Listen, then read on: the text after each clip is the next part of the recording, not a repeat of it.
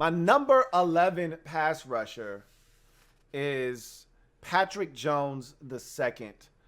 This was a guy that I thought would be a lot higher on the list because I had exposure to Patrick Jones the second, watching him in the ACC and watching some Pitt games. For some reason, Pitt was always on in these parts.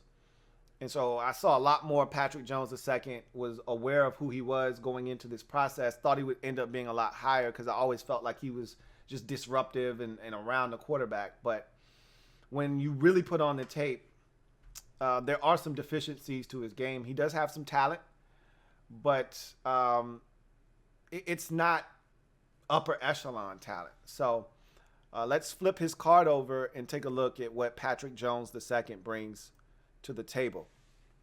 So his size is really good size for a base 4'3" defensive end. He's 6'5", 260. I always question whether he was really 260 pounds.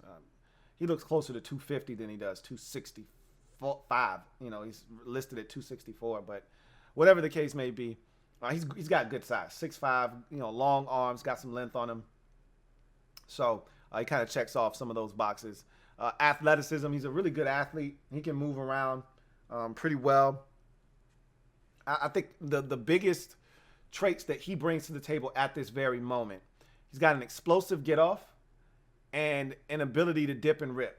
Okay. So those two right there are what's ultimately going to get him in the league and what's going to keep him in the league if he's able to have some sustainability and some sticking power. His ability to time up the snap, beat the tackle around the edge, and then dip and rip to finish him off and get to the quarterback. He does a really good job of that. And all of his impressive sacks that you watch on tape are in that fashion, where he just simply just speed rush outside, tackle can't keep up, dip and rip to finish, turn the corner, flatten the quarterback, sack.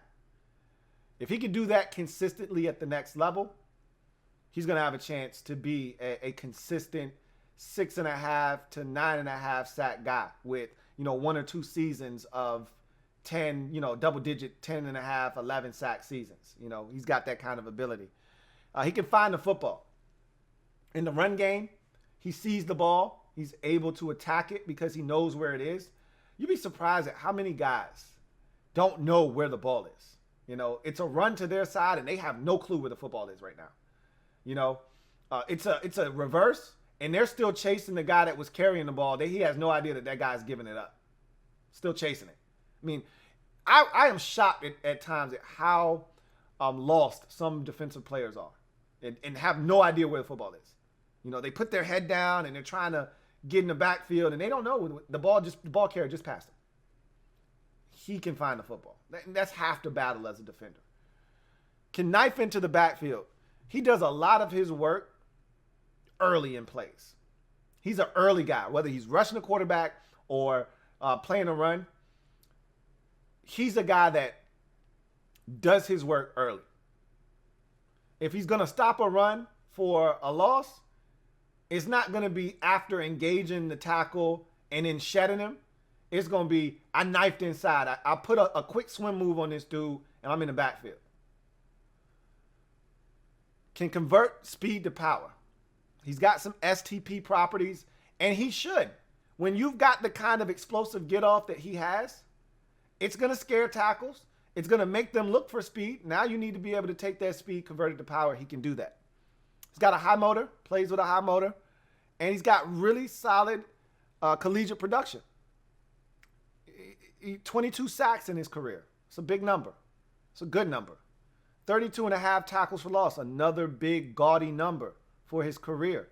You know, in 2020, in 11 games, 13 tackles for loss, 9 of them were sacks to go along with 3 PBUs. In 2019, in 13 games, 12 tackles for loss, 8.5 sacks, 4 forced fumbles. That's a big number. It's a big crooked number, man. Love it. Want more of it. So this is a guy with 5 career forced fumbles, 4 career PBUs. Those are good numbers, man. Really good numbers. So thought he was a really solid contributor in college, and a lot of what he does translate to the NFL game. Weaknesses. His frame, while it's a weakness, he's got an angular build. He'll survive. He'll be fine. You know, you'd like him to be a little bit more muscularly built. He's kind of got that tall, up and down, stringy type of frame, but he's fine. His frame is fine, but it's a bit of an angular build. He lacks consistent secondary rush. I talked about Victor Dimukeji having a great secondary rush where he goes with speed up the field. It doesn't work. He quickly transitions into a spin back up the field to retrace his steps essentially and give himself a chance to fall back into a sack. With Patrick Jones II, if he doesn't win immediately, then he doesn't win, period. Either he's going to win with a speed rush, or he's going to win with a bull rush where he goes speed to power, or he's just not going to win. He needs to be better at balancing his ability to overcome initial contact. To me, his rush is displaced and stymied too easily, which is kind of goes back to my initial point of his frame and being angularly built and not being as strong. A strong, solid, firm punch from a tackle will knock him off kilter and stymie his entire rush. I mean, it'll stop him in his tracks. And like I said, if he doesn't win initially, he's done. Lack of versatility. You don't want this guy standing up. You can't reduce this guy inside. He's a true base 4-3 defensive end in an even front. There are no conversations about him doing this or that. No, he's a 4-3 base defensive end, and that's okay. But it rules out teams that play in a 3-4 defense. Like they can't draft Patrick Jones and say, "Hey, stand up for me." That's not ideal. You would be wasting a draft pick doing that. I've got him as an early day 3 pick. Think he's going to go in the 4th round. I wouldn't be shocked if he went late day 2 in the 3rd, but I think he's more of a 4th round pick. My comp for him is Alex Brown. I went back a little bit, but I told you, with these comps, it's the first guy that pops into my mind, who I see when I watch him. And I remember Alex Brown being a really good pass rusher out of Florida, drafted by the Chicago Bears when they had a dominant defense with Awale Ogunleye and Alex Brown and all of these guys. They drafted the kid out of Alabama, Anderson as well. They just came at you in waves. They could get to the quarterback. They had Tommy Harris on the interior. And Alex Brown was one of those guys that could get to the quarterback off the edge. And he was built like Patrick Jones. He could dip and rip, bend the corner. He had speed off the edge, explosive off the snap. See a lot of the same traits with Patrick Jones.